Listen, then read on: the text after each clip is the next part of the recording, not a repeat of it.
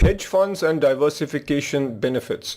The theory is that hedge funds can make money regardless of stock market direction. Several strategies that we've talked about are referred to as zero beta or absolute return strategies.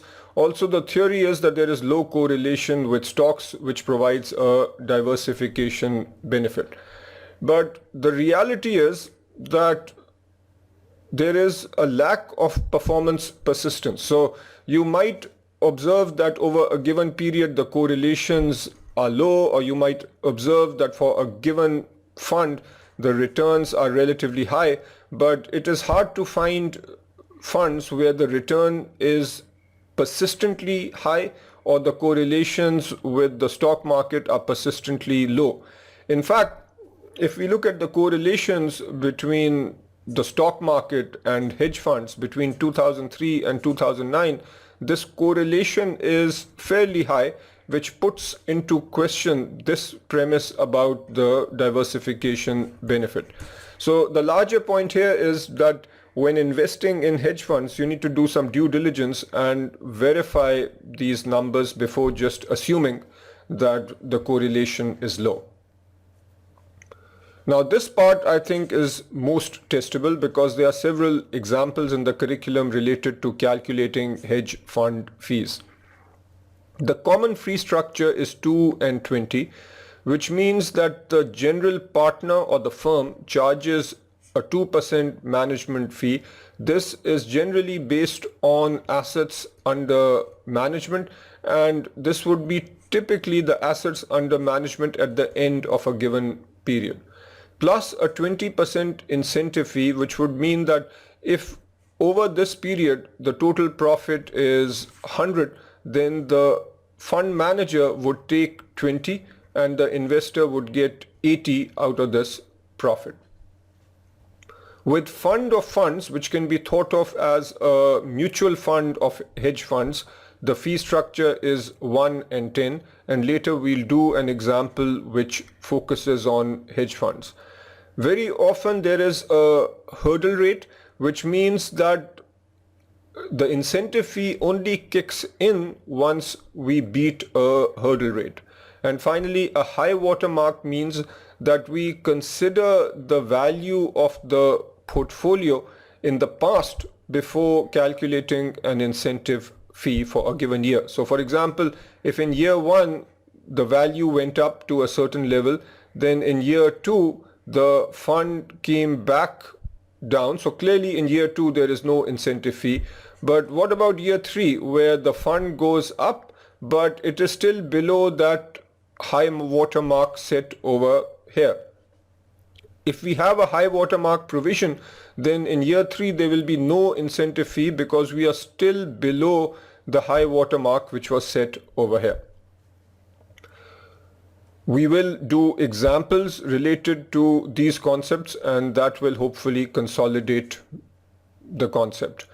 Hedge funds may use leverage to seek high returns, and this actually happens quite often. The leverage or the borrowing generally happens through prime brokers. Another high-level point is that redemptions can magnify losses. Redemptions is where investors pull out money. Redemptions may require hedge fund managers to liquidate positions and incur transaction losses. And just to explain this concept, if this is a particular hedge fund, investors called limited partners put their money into the hedge fund. The general partner obviously will have some money of his own that he also puts in, and then this money is invested in various positions.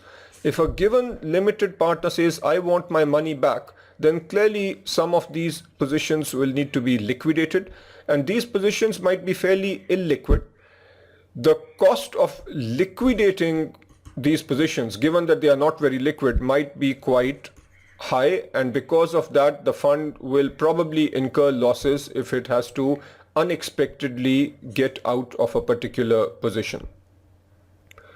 A drawdown or a decline in NAV might trigger redemption. So this is another related point where if the value of these positions goes down, investors might worry and say that they want to pull their money out, which will further hurt the investments. And to protect themselves and to protect from this risk of redemptions, many hedge funds will impose a redemption fee which says that, okay, LP, you can pull out money, but there will be a certain fee. Another technique is to use notice periods where LPs need to give a certain notice period of say 2 months in order to pull out money.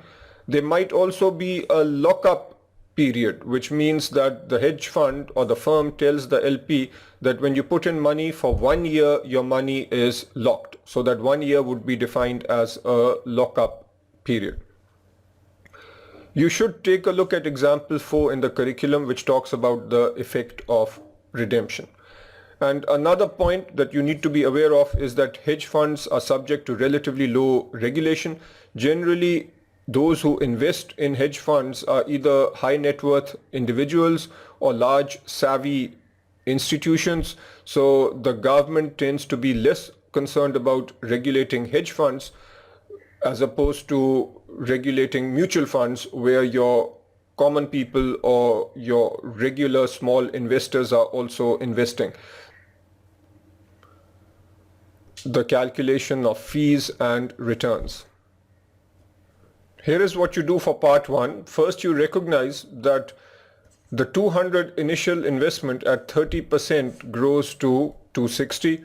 The management fee is 2% of the amount at the end of the year, and that comes to 5.2 million. The incentive fee is equal to the profit, which is 60 into 20%. That comes to 12.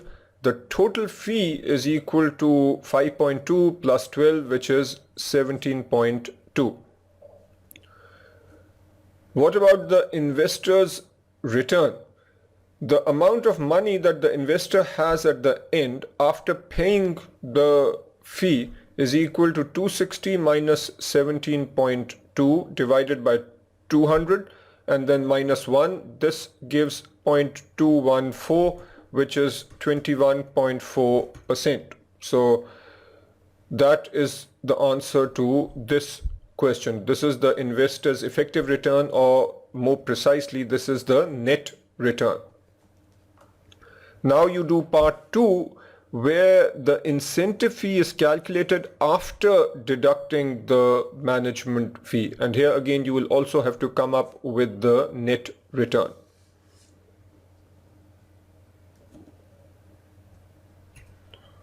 Here is the calculation for the second part. The management fee at the end of the year will be the same. The incentive fee is slightly different because here we are also subtracting 5.2 to come up with the profit, multiply by 20%, which is coming from here. The total fee then becomes 16.16, which is 5.2 plus 10.96. The net return is calculated using these numbers, and our answer is 21.92%. So as you would expect, this number is better than what we got in part 1 because the fee that is paid as the incentive fee is a little bit lower for part 2. Now you need to work on part 3, which assumes that there is a hurdle rate. The fees are based on returns in excess of 5%. So this is important. Again, you also need to come up with the investor's net return. Here is what you do for part 3. The management fee is the same. The incentive fee will be different because now we are doing 260 minus 200, which is the profit, and then we subtract 5.2, which is the management fee, and we also subtract 5% of 200 because the incentive fees are based on returns in excess. So because of this excess of 5%, we also need to subtract 5% of 200 multiplied by 0.2, and we will get 8.96.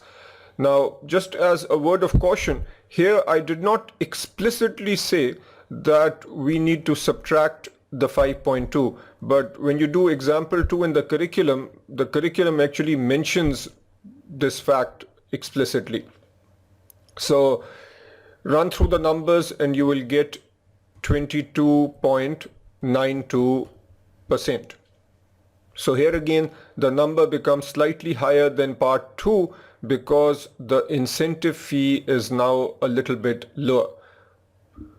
In the second year, the fund declines to 220 million and you are supposed to do part 4. Assume here that management fee and incentive fee are calculated separately and assume that a high water mark is used. What is the total fee for the second year? And this will be paid at the end of the second year based on assets under management at the end of the year. And what is the investor's net return? Let's take a look at parts 4 and 5 now. So for part 4, the management fee is 2% of 220. And what I've done here is shown the numbers on a timeline. So when we started at time 0, investment was 200, end of year 1 amount goes up to 260, and then in part 1 we calculated a total fee of 17.2. So at the end of year 1, after subtracting the fee, we are left with 242.8. The second year is what we are talking about now.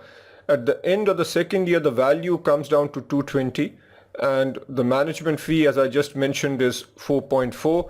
There will be no incentive fee because there is a loss in the second year. So the value in the fund at the end of year 2 will be 215.6. The return for the investor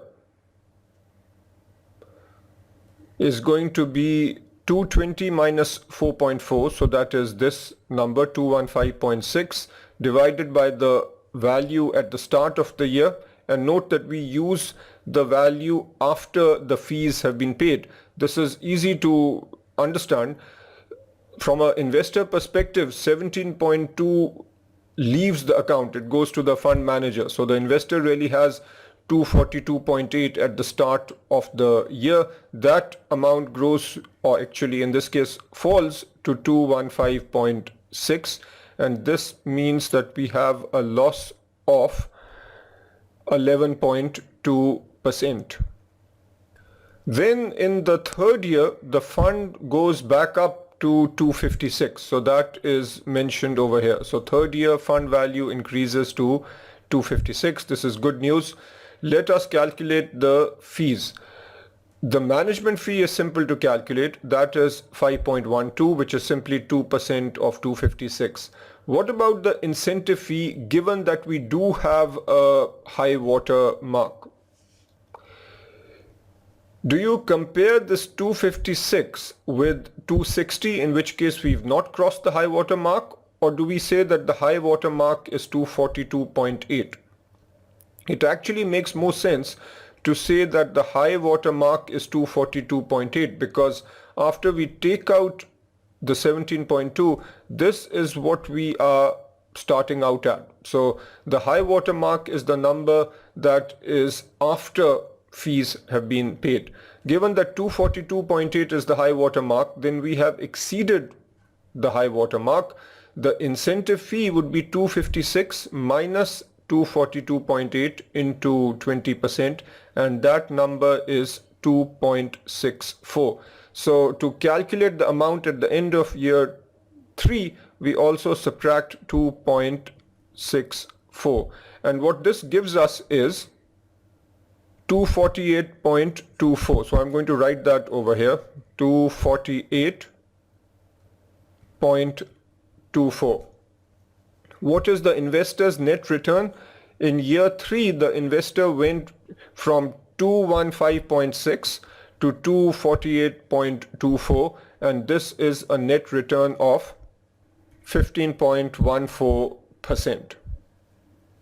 Now I want you to do example 2 from the curriculum. What we've done here is based on example 2, but in the interest of saving some space so I can show everything on the same page, I skipped some details. Example 2 shows you all the relevant details in terms of what fees to use, what fees not to use. Therefore, I strongly encourage you to do this question carefully without looking at the solution, and then once you've come up with your numbers, then look at the solution in the curriculum. The overall calculation will be based on what we have seen over here. Now we look at an example where we compare a hedge fund with a fund of funds. We have a hedge fund called Hedge Fund H or HFH. This has a standard 2 and 20 fee structure. Then we also have a fund of funds which has a 110 fee structure, 1% charged based on total assets under management, and 10% is the incentive fee.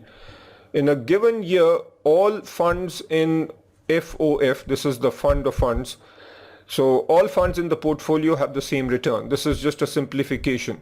We are supposed to calculate and then compare the returns from an investor perspective. We also need to answer the second question: why would an investor invest in a fund of funds? So in order to do the calculations here, I will make some assumptions which are the same as the assumptions made in example 3. Let's take the hedge fund first. Assume that we invest 100 and this 100 grows at 20% to 120. Also, let's assume here that the management fee is charged at the start of the year. Whether the management fee is charged at the start of the year or end of the year is going to be explicitly given in the question. In example 3, we are told that the charge is at the start of the year, and that also makes our calculations easier. So the management fee is 2, which is 2% of 100. The incentive fee is 20% of 20. The profit is 20. So the incentive fee is 4. The total fee is 6. The incentive return then is 14%. The investor return then is 14% because 100 has grown to 114. With the fund of funds, the way you can think of this is which consists of several underlying funds. So we have fund H, and then we can have X, Y, etc. And here we are told that all these funds have the same return as this one. In other words, for every 100 that is invested in the fund of funds, we will get 114 from the underlying funds. But then the fund of funds will also charge a fee. What is that fee? That fee is based on a 110 fee structure. So the 1% of 100 will give us a management fee of 100. The incentive fee would be 10% of the profit. Profit is 14. 10% of 14 is 1.4. Total fee is 2.4, which is 1 plus 1.4. That means after subtracting fees, the amount is 111.6, a return of 11.6%. What we have noticed here is because of the double fee structure with the fund of funds, there is a fee structure at this level and then there is a fee at this level. The overall return is lower. The question then becomes, why would an investor invest in a fund of funds? And there are two broad reasons. One is this provides diversification across different hedge funds. The second point is that you as an investor might not be able to do the due diligence and pick the right hedge funds. So the due diligence effectively is outsourced or given to the fund of funds manager. And that is essentially what you are paying for over here. Try this example now. And here is the solution. The total fee is 3.6 million. So the correct answer is B. Now we come to hedge fund valuation issues. Hedge funds are generally valued on a daily, weekly, monthly or quarterly basis. The value of a hedge fund depends on underlying positions. So if you have this hedge fund, obviously the hedge fund takes several positions. The overall value of the hedge fund is the sum of the value of the various underlying positions. The curriculum says a fair amount over here, but simplistically we can divide these positions into three categories. There'll be some positions where we do have market prices and the instruments are fairly liquid. These are easy to deal with because we can simply pick the market prices. Then there will be instruments where we do have market prices, but the instruments are illiquid, so we might need to make some adjustments to market prices. And finally, we will have instruments which are not publicly traded, so market prices will not be available, and there we will have to come up with estimated values based on different models. Clearly, these values will be fairly subjective. Now coming to categories 1 and 2, 1 is the easiest to deal with because we simply use the market prices. But if you recall from earlier readings, we will have a bid price and an ask price. So what do we use? The most commonly used number is the average of the bid and the ask, which is shown right here. When we talk about category 2, where the instruments are illiquid, we should consider a liquidity discount, which means that because the instrument is illiquid, if the market price is shown at 100, we reduce the market price by a certain amount. Let's say we reduce it by 5% and show 95. The reduction of 5 is called a haircut. Just remember that. The trading NAV includes the haircut. So if you come up with a net asset value, then you have two terms. The trading NAV is referring to the 95 number, which is the number you arrive at after the haircut. You also sometimes might see a reporting NAV, which is based on the quoted price of 100. Now do example 5 from the curriculum. The final segment under hedge funds is due diligence, and this is an important list because the same due diligence also applies to other alternative investment categories such as private equity. So when you are investing in a hedge fund, you need to do these things. You need to understand the hedge fund manager's investment strategy, what is the investment process, what is the competitive advantage. From a testability perspective, I think this is very important. The hedge fund will obviously report its past performance, so you need to study the track record, but don't just take numbers at face value. Since the hedge fund industry is not very regulated, different hedge funds might use different methods to report performance. If you are comparing two different hedge funds, one might report based on net of fee numbers, the other might report based on gross returns. One might report the last 3 years data, the other might report the last 6 years data, depending on how he has performed. So as part of your due diligence, you must understand how the returns are calculated, how they are reported, so you compare on a apples to apples basis. Also look at how long the hedge fund has been around for, how big is the hedge fund. Clearly, the longer that it's been around for, the better, and larger would mean it's been more successful. What is the management style? Key person risk means that a particular fund revolves around a key person, and if that person leaves, then the fund will be in trouble. And then these are fairly self-evident. Read this list a few times and then do example 6.